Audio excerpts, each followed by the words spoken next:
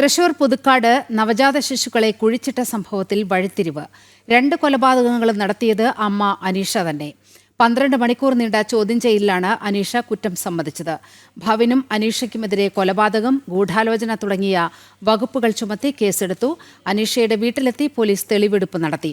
ഭവിന്റെ വീട്ടിലും ഇന്ന് തന്നെ തെളിവെടുപ്പ് നടത്തുമെന്നാണ് സൂചന. വിവരങ്ങളുമായി സാനു കെ സജീവ് ചേരുന്നുണ്ട്. സാനു, പൂർണ്ണമായ വിവരങ്ങൾ പോലീസിന്റെ പക്കൽ എത്തിയിരിക്കുകയാണ്.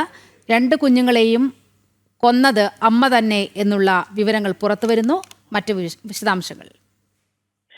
നീലിമ 12:30 അതായത് കഴിഞ്ഞ ദിവസം അർദ്ധരാത്രി 12:30 ഭവിൻ എന്ന യുവാവ്, 25 വയസ്സുള്ള യുവാവ്, ഒരു വിക്ഷോഭറിനകത്ത് കുറച്ച് അസ്ഥികളുമായി എത്തിയതോടുകൂടി തുടങ്ങിയ അഭ്യൂഹങ്ങൾ തുടർന്ന് പോലീസിന്റെ പരിശോധന, വിശദമായിട്ടുള്ള ചോദ്യം ചെയ്യൽ, 12 മണിക്കൂർ നീണ്ട ചോദ്യം ചെയ്യലിലും അഭ്യൂഹങ്ങൾക്കും ഒടുവിൽ ഈ 2 കൊലപാതകങ്ങളും നടത്തിയത് ഭവിന്റെ കാമുകിയായിട്ടുള്ള അനീഷയാണെന്ന് തെളിഞ്ഞിരിക്കുകയാണ്. അതായത് ഭവിൻ ഇന്നലെ വൈകിട്ട് എത്തിയതോടുകൂടി തൊട്ടു പിന്നാലെ ഭവിന്റെ വെളിപ്പെടുത്തൽ വരുന്നു. അതിന് തൊട്ടു പിന്നാലെ അനീഷയെ പോലീസ് കസ്റ്റഡിയിൽ എടുക്കുന്നു. തുടർന്ന് 12 മണിക്കൂറിലധികം നീണ്ട ചോദ്യം ചെയ്യൽ, ജില്ലാ പോലീസ് മേധാവിയും ഡിവൈഎസ്പി അടക്കമുള്ള മുതിർന്ന ഉദ്യോഗസ്ഥരുടെ നേതൃത്വത്തിൽ വിശദമായിട്ടുള്ള ചോദ്യം ചെയ്യലിനൊടുവിൽ ഈ 2 കൊലപാതകങ്ങളും നടത്തിയത് അനീഷയാണ് എന്നൊരു വ്യക്തതയിലേക്ക് പോലീസ് എത്തിയിരിക്കുകയാണ്. പുതുക്കാട് പോലീസ് എത്തിയിരിക്കുകയാണ്. ഈ കുറ്റകൃത്യം നടക്കുന്നത് പുതുക്കാട്, അതിന് തൊട്ട് സമീപത്തുള്ള മറ്റൊരു പ്രദേശത്താണ്. ആദ്യത്തെ കൊലപാതകം അനീഷയുടെ വീട്ടിലാണ് നടക്കുന്നത്. കുട്ടി ജനിച്ചതിന് ശേഷം അനീഷ ശ്വാസം മുട്ടിച്ച് കൊന്നു എന്നുള്ളൊരു നിഗമനത്തിലേക്കാണ് ചോദ്യം ചെയ്യലിന് ശേഷം ഈ പുതുക്കാട് പോലീസ് എത്തിയിരിക്കുന്നത്. പോലീസിന്റെ ചോദ്യം ചെയ്യലിൽ ആദ്യം അനീഷ നൽകിയത് കുട്ടി ജനിച്ചപ്പോൾ തന്നെ മരിച്ചു, പൊക്കിൾ കൊടി ചുറ്റി കുട്ടി മരിച്ചു എന്നൊരു വിവരമാണ് പോലീസിന് നൽകിയത്. തുടർന്ന് അതിവിദഗ്ധമായിട്ട് തന്ത്രപൂർവമായിട്ട് നടത്തിയിട്ടുള്ള ഒരു ചോദ്യം ചെയ്യലിലാണ് ഇങ്ങനെയല്ല, ജനിച്ചപ്പോഴല്ല മരണപ്പെട്ടത്, പിന്നീട് താൻ ശ്വാസം മുട്ടിച്ച് കൊലപ്പെടുത്തുകയായിരുന്നു എന്നുള്ള കാര്യം അനീഷ അന്വേഷണ സംഘത്തിന് മുന്നിൽ വെളിപ്പെടുത്തിയിരിക്കുന്നത്. എന്തായാലും ഈ 2 കൊലപാതകങ്ങളും, ആദ്യം 2021 ജനിച്ച കുട്ടീനെ കൊലപ്പെടുത്തുന്നു. അതിനുശേഷം 2024 ഇവർക്കുണ്ടായ 2ാമത്തെ ആൺകുഞ്ഞിനെ ഇവർ സമാന നിലയിൽ കൊലപ്പെടുത്തുന്നു.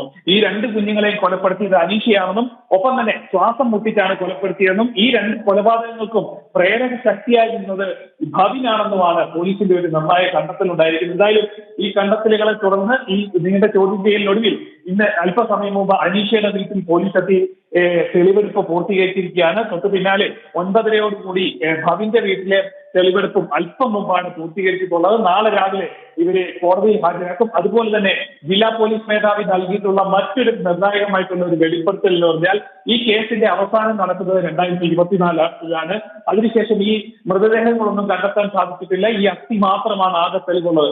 അതുകൊണ്ട് തന്നെ വളരെ കരുതലോട് കൂടിയിട്ടുള്ള തെളിവെടുപ്പും അല്ലെങ്കിൽ വിദഗ്ധരെ അടക്കം ഉൾപ്പെടുത്തിക്കൊണ്ടുള്ള ഒരു പരിശോധനയും ഉണ്ടായാൽ മാത്രമേ ഇതിന്റെ കൂടുതൽ വിവരങ്ങൾ കൂടുതൽ കാര്യങ്ങൾ വെളിച്ചത്ത് വരൂ എന്നുള്ളൊരു കാര്യവും ജില്ലാ പോലീസ് മേധാവി വ്യക്തമാക്കിയിട്ടുണ്ട്. അതുപോലെ തന്നെ ഈ കേസിൽ മറ്റാരുടെയെങ്കിലും ഇടപെടൽ ഉണ്ടായിട്ടുണ്ടോ, ബാഹ്യശക്തികളുടെ ഇടപെടൽ ഉണ്ടായിട്ടുണ്ടോ എന്നൊരു കാര്യവും പോലീസ് അന്വേഷിക്കുന്നുണ്ട്.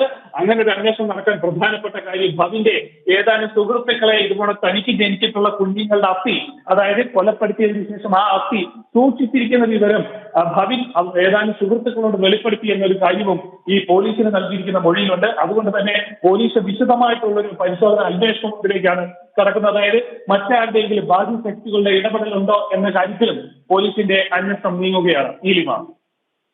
ശരി, സാനുവാണ് വാർത്തയുടെ വിശദാംശങ്ങൾ പങ്കുവച്ചത്.